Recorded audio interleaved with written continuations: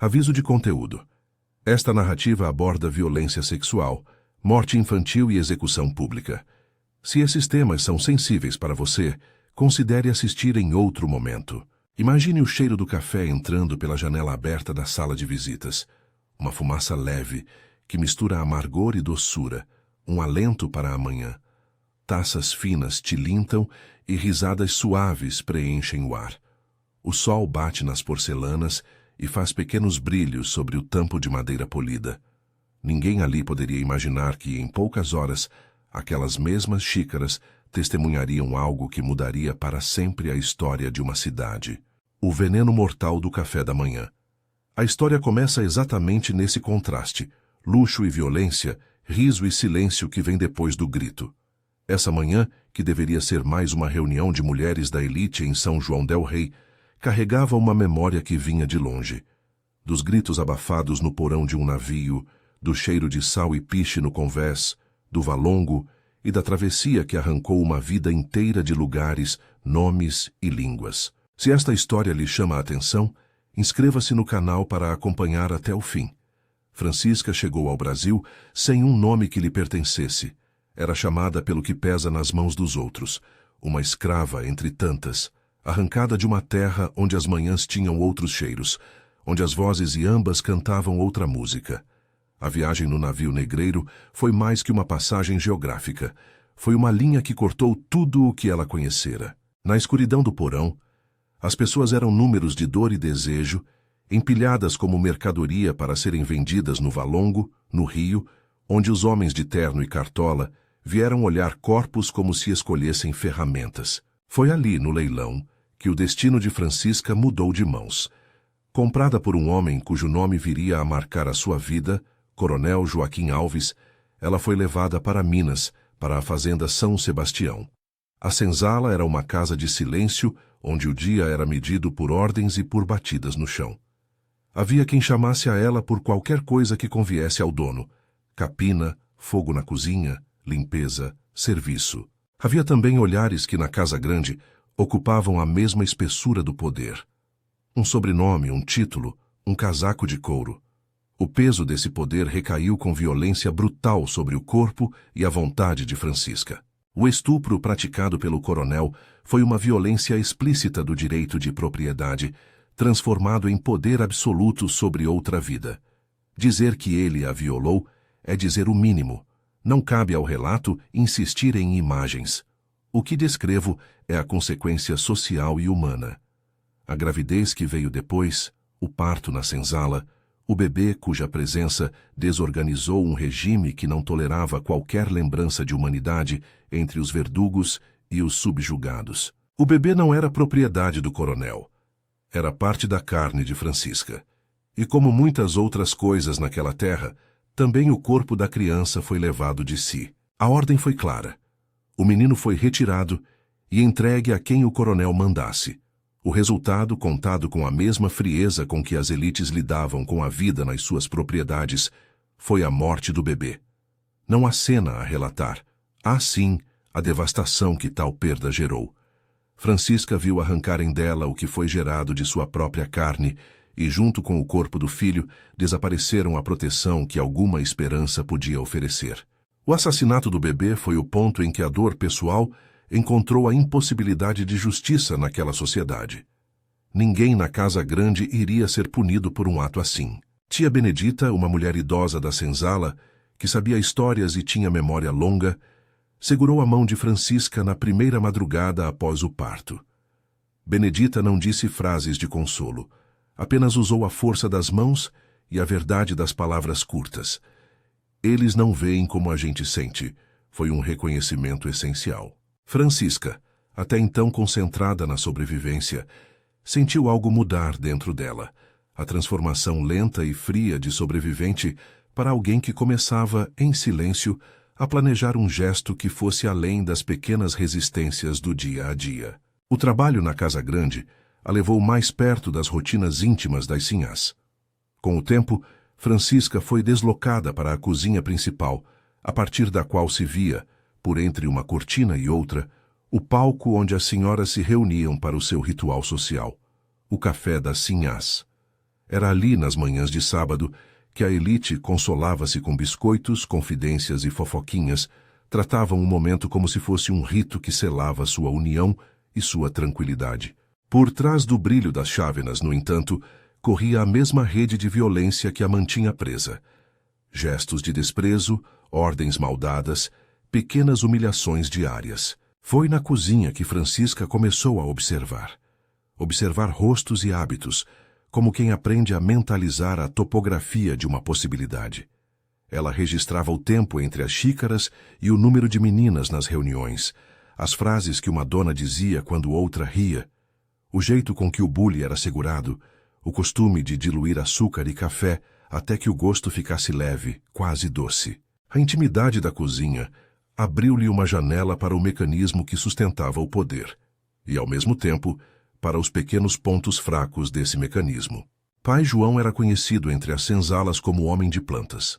Não era sacerdote, era um curandeiro que sabia extrair da terra remédios e toxinas, que lia os efeitos de raízes e cascas como quem lê uma carta. Francisca o procurou com a urgência de quem busca resposta para uma ferida que não sara. Ela precisava entender se aquilo que tinha em mente era apenas desejo de vingança ou se podia ter execução prática. João, por prudência e por cinismo, não deu receitas ao vento. Falou em termos de cuidado e de perigo. Mencionou o timbó como algo que a mata podia oferecer. Uma raiz que, transformada, podia tirar o ar, precipitar convulsões, agir rápido e muitas vezes não deixar vestígios óbvios. Falou em palavras clínicas como quem descreve uma doença e alertou sobre os riscos. Francisca ouviu e aprendeu. Não por desejo de ensinar, mas porque no mundo em que vivia, saber era a única arma que lhe restava. A cozinha tornou-se laboratório de observação. Experiências simples foram realizadas. Um pozinho deixado em um pedaço de carne, uma ponta sobre a ração das galinhas. As aves, em pouco tempo, mostraram sinais de desordem. Convulsões, respiração curta, depois um cair sem alarde. Não era algo glorioso. Era um teste que trouxe a confirmação de que o timbó fazia o que João dissera. Era letal, mas agia de forma que poderia passar despercebida entre tantos males cotidianos daquela sociedade. As noites seguintes foram de cálculo. Francisca aprendeu a dosar a dose no terreno da intuição, mas sem anotar números que pudessem ser replicados por curiosos. Ela sabia que as consequências de seu gesto não eram honra nem redenção. Sabia que seria julgada por um tribunal que jamais veria o crime que a antecedera como tal. A vingança, se assim podia ser chamada, não lhe prometia consolo. Prometia, isso sim, romper o silêncio. Era uma resposta extrema a uma ordem extrema. Quando as leis e as pessoas que as aplicavam nunca lhe deram esperanças, o seu corpo ferido procurou uma forma de falar que os fizesse ouvir. Os dias se estenderam em paciência. Havia momentos em que Francisca se permitia pensar na desigualdade mais ampla. Como as leis, os padres e os homens de posses se articulavam para manter a atmosfera de impunidade. Ninguém ali acreditaria que uma escrava pudesse planejar algo tão meticuloso. O próprio conceito de culpa era provido por quem impunha o castigo. As cercas morais daquele mundo serviam para manter os senhores fora do alcance da crítica.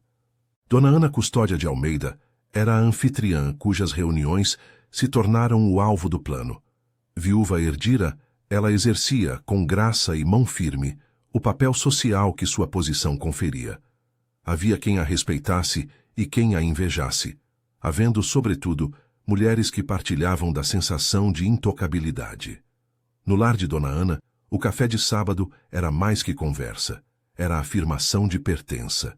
Ali, as sinhás mantinham a cidade em ordem, trocando notícias, casamentos, compras e interesses. O episódio que Francisca planejava aconteceria ali entre porcelanas e rendas, na manhã do dia 22 de abril de 1854. A preparação exigiu mais do que saber, precisa de tempo e de silêncio. Francisca passou a trabalhar com cuidado redobrado.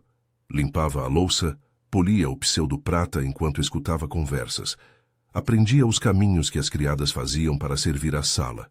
Estudava horários. Seu corpo memorizava rotinas. O som do sino, O modo como a criada maior pegava o bule, o número de xícaras que cabiam nas bandejas. Aprendeu a fingir leveza. A máscara era tão importante quanto a ação.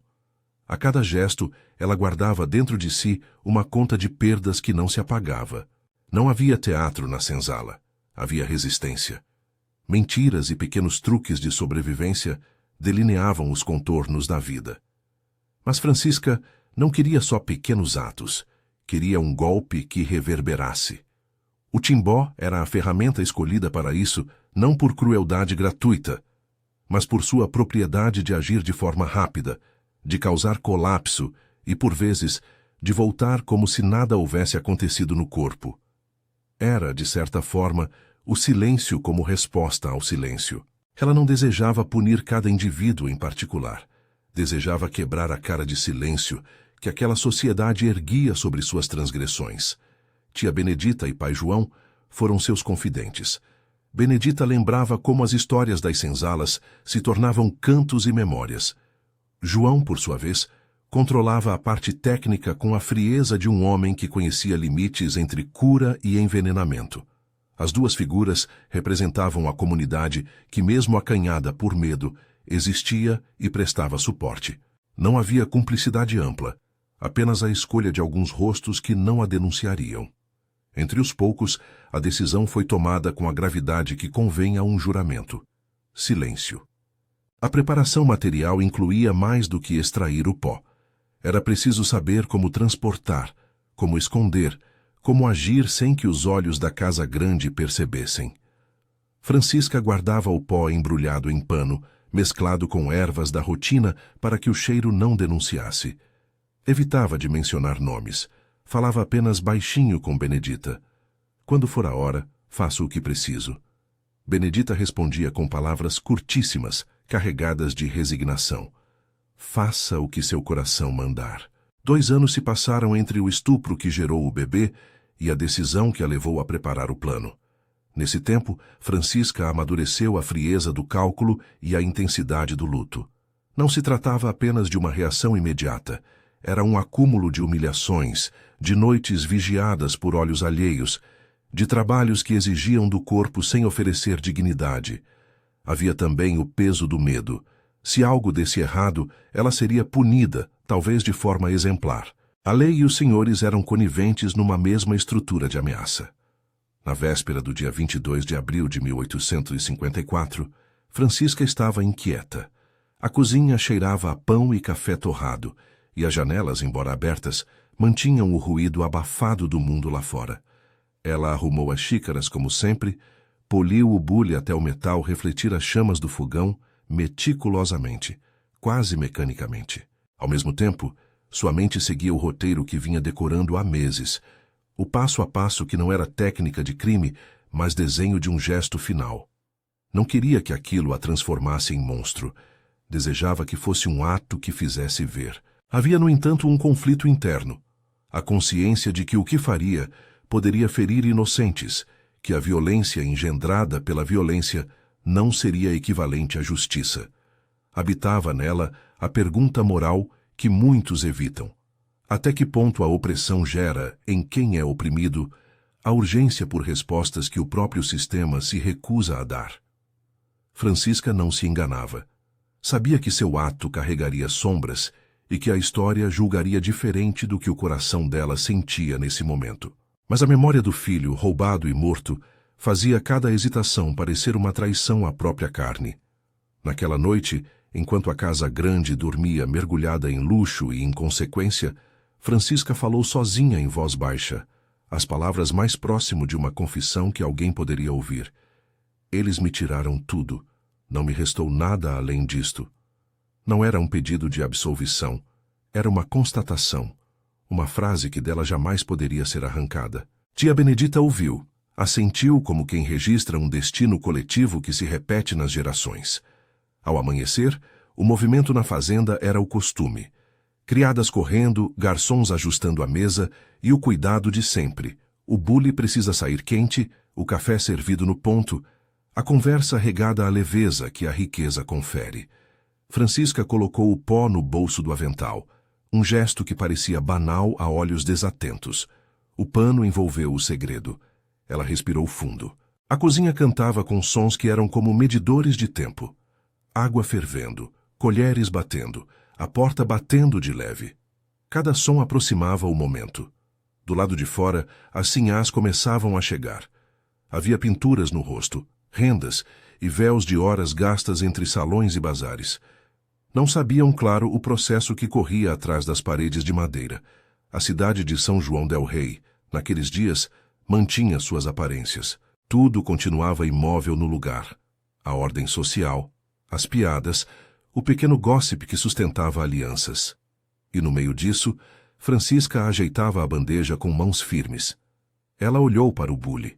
Havia naquele reflexo metálico o reflexo de uma vida inteira que já não poderia ser recuperada. Quando a bandeja foi tomada em suas mãos, ela sentiu o peso de uma vida inteira. Não era apenas o peso do metal, era o peso de todas as perdas, de todas as humilhações. E havia também um silêncio que crepitava com a tensão do que estava por vir. Ela não desejava o espetáculo da violência. Desejava que a verdade, aquela que o bebê não pôde falar, ecoasse de forma que, talvez, a cidade não esquecesse tão facilmente. A porta da sala de visitas abriu-se. O ruído de passos e risos tomou o corredor.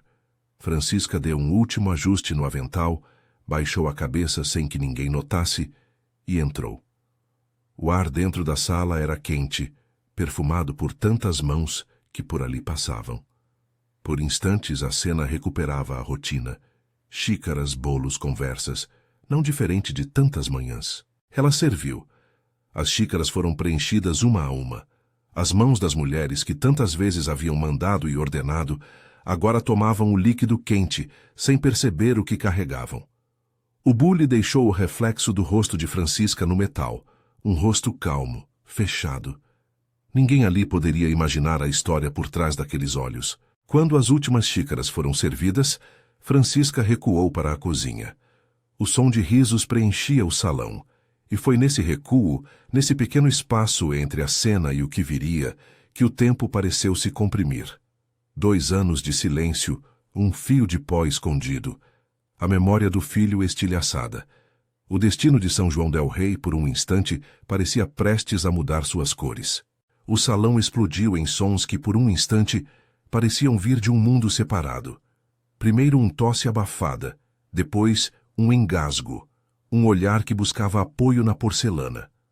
Um corpo tremeu. A mão caiu sobre o bule.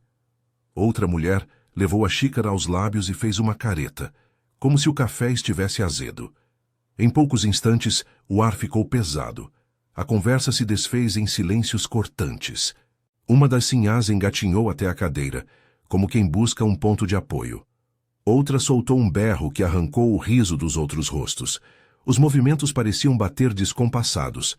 Respirações curtas, mãos que apertavam o peito, o corpo se dobrando sobre si mesmo. O luxo transformara-se em cena de pânico.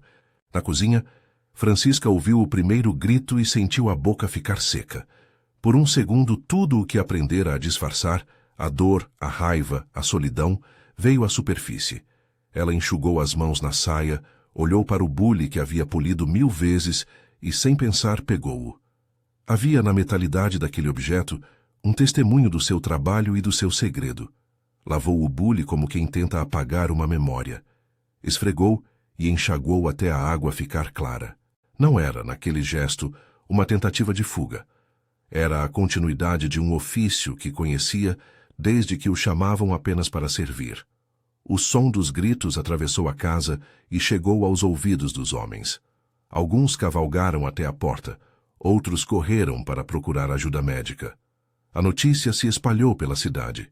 As sinhás estão adoecendo no café de Dona Ana. Em pouco tempo, a atenção transformou-se em suspeita. Em uma sociedade que não admitia o risco de violência, proveniente da senzala senão como falha de vigilância, alguém deveria ser responsabilizado. O primeiro a chegar foi o médico local.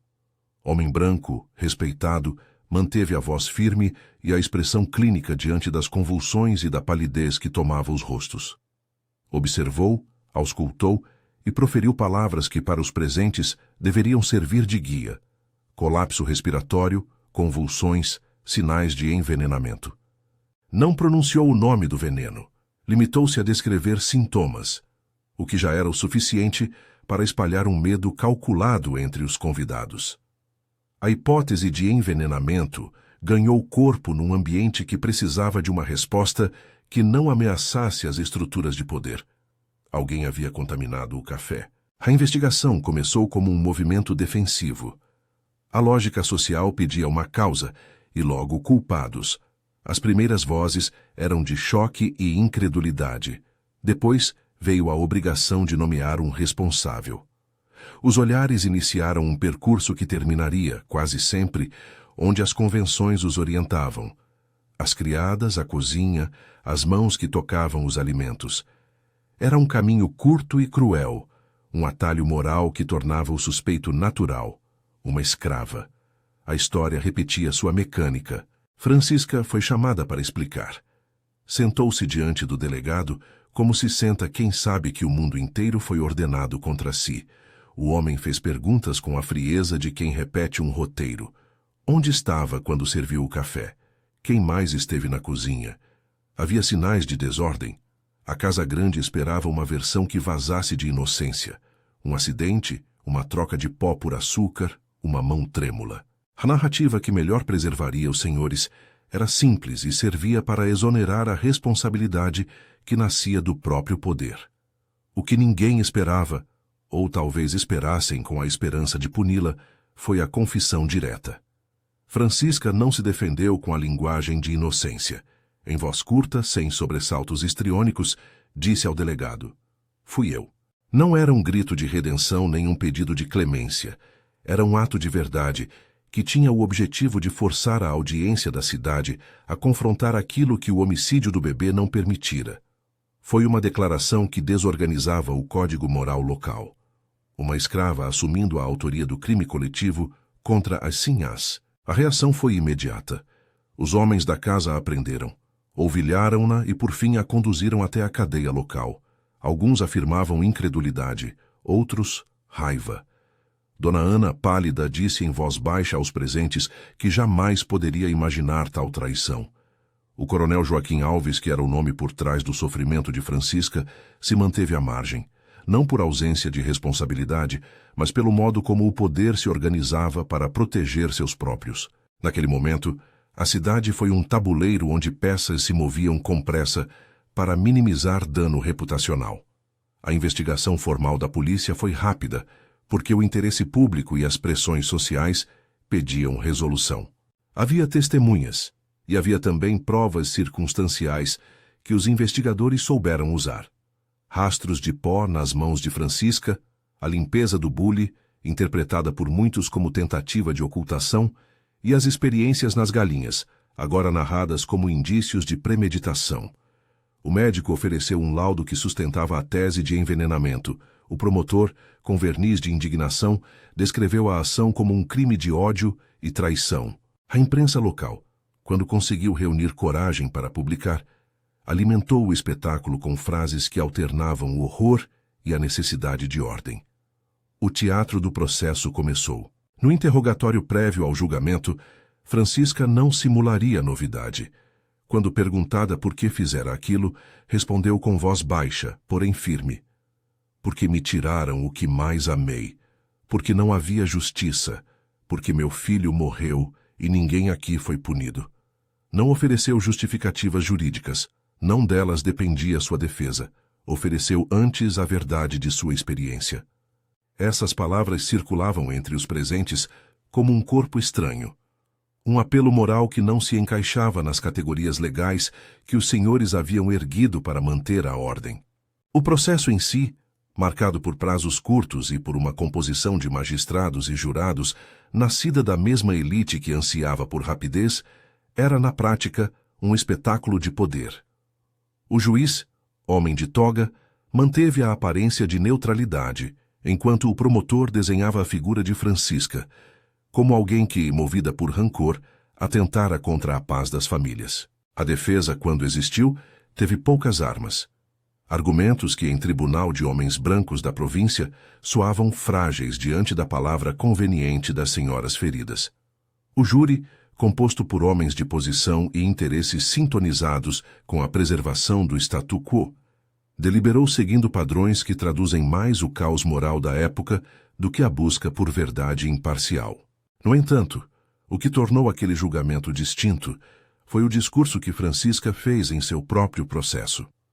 Contra as expectativas daqueles que ansiavam por um espetáculo de horror que confirmasse a versão dominante de uma criminosidade irracional, ela pediu para falar. E falou. Suas frases foram curtas e diretas. Algumas foram reproduzidas nos autos e outras ecoaram como quem lança pedras em vidraças que vinham protegendo segredos por décadas. Eu não pedi para nascer aqui. Trouxeram-me. Puseram meus filhos fora de mim e não chamaram isso crime. Quando tirem a roupa de um homem e mandam-no deitar com o que não é seu, também é crime, e ninguém pune. O que eu fiz foi resposta ao que me fizeram. Ela enumerou de modo simples a sequência que a levara ao ato: o estupro, a gravidez, o parto na senzala, o roubo e a morte do bebê por ordem do coronel. Não era uma confissão de alívio, era uma acusação. Como parênteses, disse nomes, mencionou datas e pediu que se lembrassem do menino que ninguém quis ver. Essas linhas proferidas em tribunal eram para que a cidade não apagasse o episódio e para que os presentes sentissem a injustiça como algo que lhes dizia respeito. A audiência ouviu em silêncio. Um silêncio que, por sua vez, dizia muito sobre os limites da empatia naquele tempo. Alguns viram nas palavras apenas artifício de defesa. Outros tentaram neutralizá-las com termos legais. O promotor pediu pena máxima, enfatizando a premeditação e a violência coletiva contra as senhoras. Defensores de Francisca, quando existiram, trouxeram à tona as condições de vida na senzala e o histórico de abusos sofridos por ela, mas suas vozes foram abafadas pela maioria que entendeu a manutenção da ordem social como prioridade incontornável. O veredito, como muitos esperavam, foi de culpa. A sentença foi lida com a formalidade de sempre, condenada à morte. A data da execução foi marcada para 17 de maio de 1854. Entre as palavras do juiz e o encerramento do processo, restou uma sombra de dúvida ética, que, no entanto, não mudou o desfecho. A lei falava, mas falava em nome do que se mantinha intacto: a propriedade, o sangue e a hierarquia racial. Nos dias que antecederam a execução, a cidade se dividiu entre o que poderia ser chamado de normalidade e uma inquietação subterrânea. As mulheres que sobreviveram ao café retomaram sua vida social hesitante. Algumas passaram a evitar encontros em casa, outras insistiram em manter os salões. Nas senzalas a história ganhou contornos míticos. Cantos que falavam de dor e de coragem circulavam ao redor dos alqueires como forma de memória. Benedita chorava em silêncio, lembrando-se do choro do bebê e da face concentrada de Francisca enquanto polia o bule. Pai João, por sua vez, calou-se mais do que de costume, talvez porque a ciência das plantas havia se transformado em arma para um crime que confrontava os limites de sua prática. O dia 17 de maio de 1854 foi ensolarado quando a praça se encheu. Havia curiosos de fora da cidade. Havia famílias que trouxeram crianças para ver o espetáculo. O mesmo mecanismo de espetáculo que naturalizava a pena de morte para quem desafiava a ordem. Entre os presentes, havia também rostos encerrados em luto silencioso. Os rostos de pessoas que sabiam, com precisão de quem vive na margem, que a execução não restauraria justiça alguma. Francisca foi conduzida sob escolta. Seus passos eram firmes, como os de quem sabia a extensão de seu gesto e, ao mesmo tempo, sua inutilidade diante das engrenagens de poder. Na plataforma, ela foi amarrada. O carrasco fez seu ofício com a mesma indiferença que se vê nos grandes rituais públicos. Muitos na multidão olhavam, alguns fechavam os olhos. Antes de a corda ser cravada, Francisca ergueu a voz. As palavras foram curtas, precisas, como quem entrega um último testamento moral. Eu matei o que vocês chamavam de paz, mas a paz de vocês se fazia sobre sangue. Vocês não choraram quando tiraram meu filho. Não deixaram prova, porque vosso nome valia mais. Agora, o que vocês chamam de lei me colherá, e em nome dela me enforcam. Mas lembrem-se, alguém pagou antes, não errei sozinha. A praça ficou um espaço de impacto moral, que não se resolvia em clamor. A corda se apertou. O mundo oficial continuou seu curso. O corpo foi removido. A sentença cumprida. O que não foi eliminado foi a pergunta que suas últimas palavras plantaram no ar. Os senhores, por sua vez, respiraram aliviados. A ordem parecia restaurada, pouco importando a sombra de inquietude que agora rondava suas reuniões. O enterro foi anônimo, sem nome, sem cerimônia cristã que pudesse humanizá-la aos olhos da cidade, uma prática que, historicamente, procurava apagar memórias indesejadas. Francisca foi sepultada em terreno comum, sem lápide, que rapidamente tornou-se um lugar de silêncio.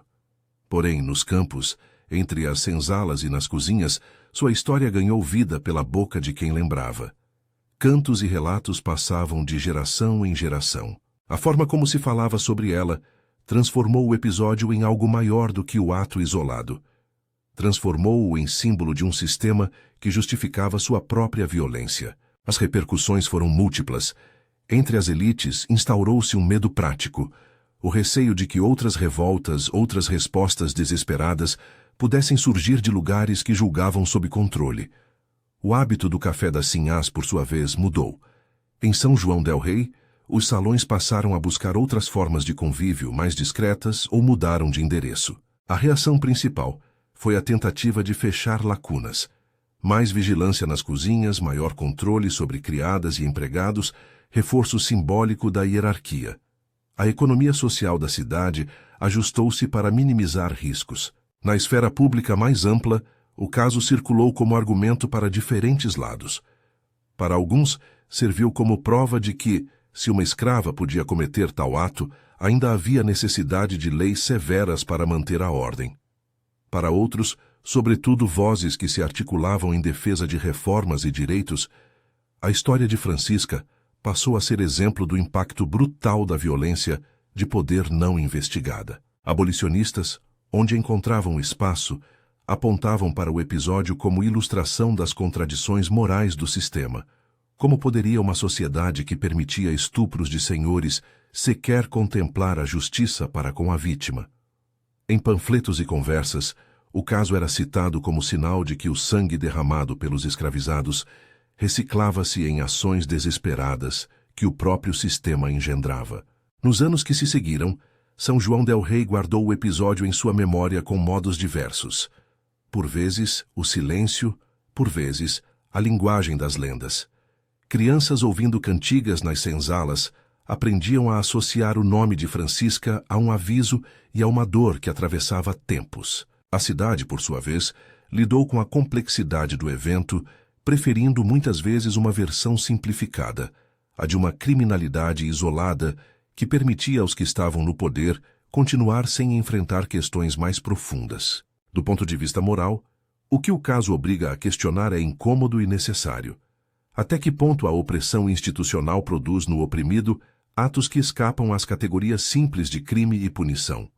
Quando a justiça comum se revela cega às transgressões cometidas por quem tem autoridade, a resposta violenta do oprimido deve ser entendida como crime absoluto ou é preciso repensar as estruturas que tornam possíveis tanto o abuso quanto a reação? A história de Francisca não dá resposta conclusiva. Ela coloca com crueza a interrogação sobre responsabilidade coletiva e sobre limites éticos. Há ainda a outra camada, a humana, que permanece mesmo quando os tribunais escrevem suas sentenças.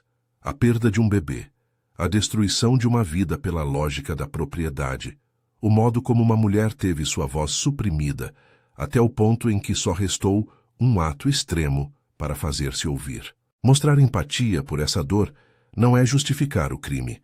É recusar a narrativa simplista que reduz tudo à vilania individual. É reconhecer que, sob o verniz da civilidade, havia feridas que a lei da época não quis tocar. Em São João del Rei, o caso funcionou como um espelho que muitos preferiam quebrar. A execução de 17 de maio de 1854 pôs fim a uma história, mas não apagou suas reverberações. O medo entre as elites mudou comportamentos. A memória nas comunidades escravas preservou o episódio de forma que a cidade oficial não conseguiu. Décadas depois, quando historiadores e ativistas revisitaram os atos e seus motivos, encontraram na Confissão de Francisca e nas reações coletivas um terreno fértil para discutir violência estrutural, responsabilidade e memória. Hoje, quando contamos esta história, não buscamos condenar um grupo de pessoas presentes naquela manhã, nem absolver outro em nome de sentimentos. Buscamos lembrar com rigor e respeito. O episódio do Café das Sinhás, em 22 de abril de 1854, o envenenamento coletivo, a confissão e a execução em 17 de maio de 1854 são marcos que nos convidam à reflexão sobre o que a justiça foi e sobre como muitas vezes falhou em sua função mais elementar: proteger vidas e punir verdadeiramente os perpetradores de violência sistemática.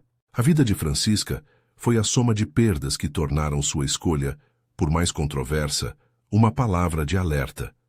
O que aprendeu a cidade de São João del Rei?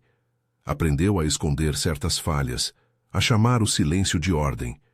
E o que nos interessa hoje? Que essa história não se perca em esquecimento, que seja lembrada não como espetáculo, mas como lição. Que se pense naquelas manhãs de porcelana e cheiro de café como metáforas de estruturas que em outros tempos e formas ainda persistem. Ao terminar este relato, deixo uma pergunta para você. Ao olhar para o que aconteceu, para a violência que houve antes, para a violência que se devolveu, como você equilibra compaixão e condenação? Como as memórias daqueles que sofreram podem ser ouvidas sem que precisem recorrer a atos extremos para serem notadas? Se esta história tocou você de alguma forma, compartilhe-a para que mais pessoas se lembrem e conversem. Escreva uma palavra nos comentários que resuma o que você sente ao se confrontar com casos assim: memória, justiça, indignação, o que vier primeiro. Preservar lembranças é também um modo de responsabilizar o passado e aprender para o futuro.